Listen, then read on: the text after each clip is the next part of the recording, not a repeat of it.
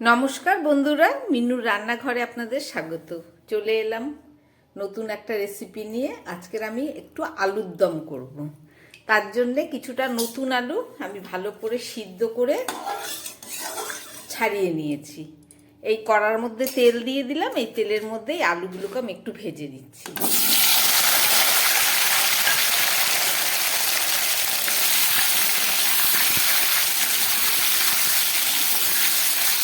সিদ্ধ করার সময় আমি একটু নুন দিয়ে নিয়েছিলাম, ওই জন্য এখন আর নুন দিচ্ছি না।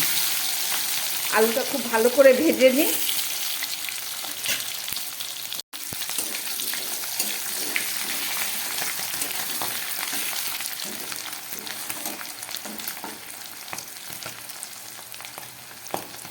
সামান্য একটু হলুদ দিয়ে দিলাম আলু ভাজার সময়।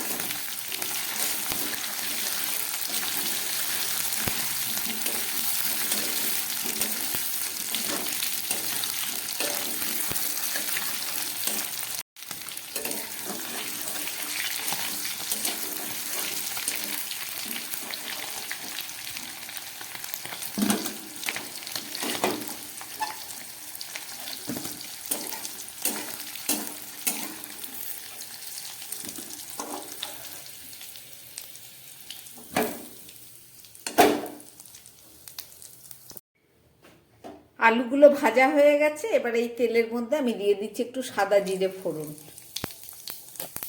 সঙ্গে দিয়ে দিচ্ছি একটা শুকনো লঙ্কা, আর দিয়ে দিচ্ছি একটা তেজপাতা,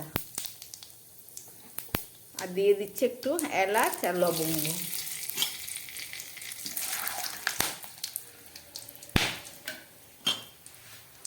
এবার দিয়ে দিচ্ছি পেঁয়াজ।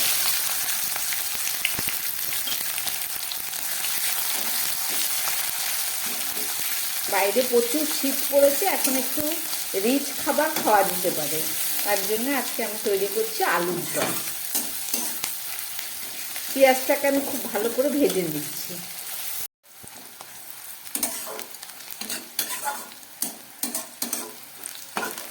পেঁয়াজগুলো অনেকটাই ভেজে নিলাম। এবার এর মধ্যে আমি দিয়ে দিচ্ছি একটু মশলা। একদম প্রথমে দিয়ে দিচ্ছি 4 টুকরো মতো টমেটো, দিয়ে দিচ্ছি হাফ চামচ রসুন বাটা, দিয়ে দিচ্ছি হাফ চামচ আদা বাটা। আদা রসুন দেওয়ার পরে খুব ভালো করে এটাকে আমি একটু ভেজে নিচ্ছি।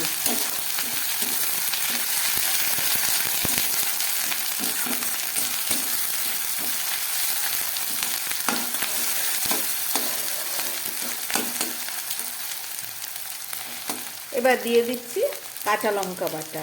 এখানে 4টে কাঁচা লঙ্কা।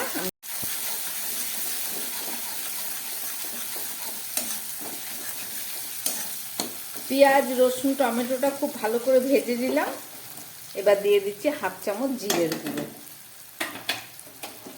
দিয়ে দিচ্ছি হাফ চামচ এটা কাশ্মীরি লঙ্কার গুঁড়ো, কেননা কাঁচা লঙ্কা দিয়েছি।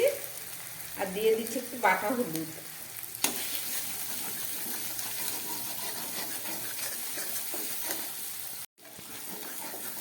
এবার একটু মশলা ধোয়ার জলটা আমি দিয়ে দিলাম।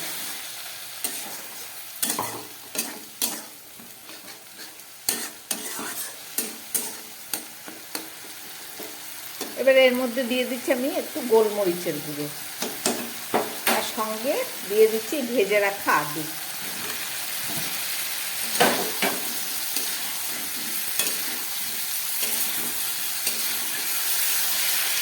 এবার গ্যাসটা একটু কম করে খুব ভালো করে এটাকে কষাতে হবে।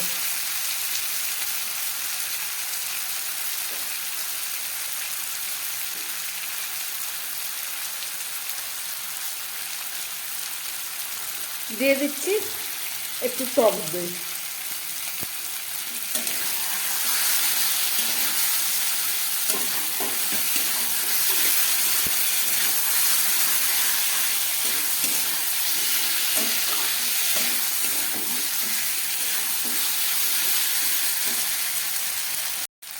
একটু দই কম মনে হচ্ছে, এর জন্য আরেকটু দই দিয়ে দিলাম। এখানে 2 চামচ মতো দই আছে মোট।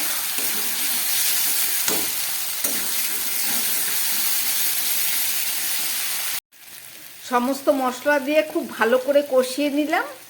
একবার সব শেষে দিয়ে দিচ্ছি পরিমাণ মতো নুন, কেননা নুনটা আমি এতক্ষণ দিইনি, সিদ্ধ।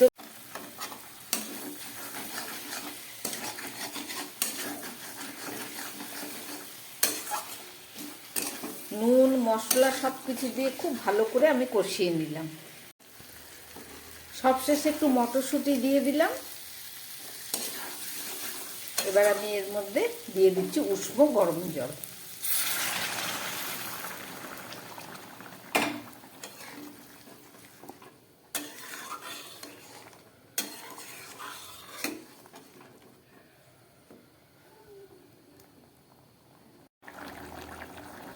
ঝোলটা ফুটে উঠেছে, এবার দিয়ে দিচ্ছি সামান্য একটু মিষ্টি।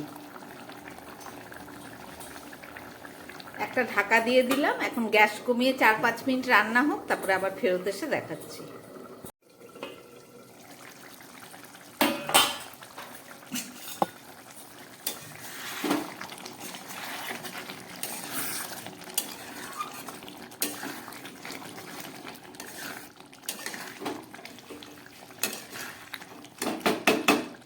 এবারে দিয়ে দিচ্ছি একটু কস্তুরি মেথি, ভালো করে হাতে ঘষে নিয়েছি।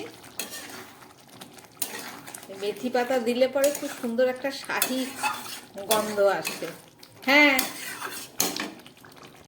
আলুর দমের মধ্যে আমি সবই ঘরোয়া মশলা দিয়েছি। এবার একদম শেষে দিয়ে দিচ্ছি একটু সামান্য ম্যাগি মশলা, একদম অল্প, 1/2 চামচ মতো। এটা স্বাদ আর গন্ধটা খুব ভালো হয়।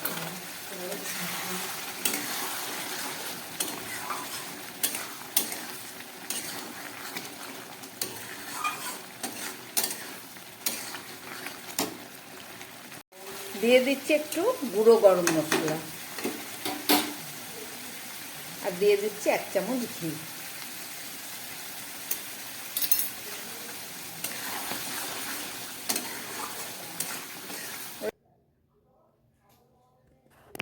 রান্না করলাম আলুর দম।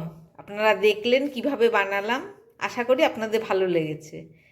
এভাবে রান্না করবেন আপনারাও। যদি ভালো লাগে আমার বানানো এই রেসিপি আলুর দম, তাহলে চ্যানেলটাকে লাইক করবেন এবং সাবস্ক্রাইব করবেন। নমস্কার, সবাই সুস্থ থাকবেন, ভালো থাকবেন।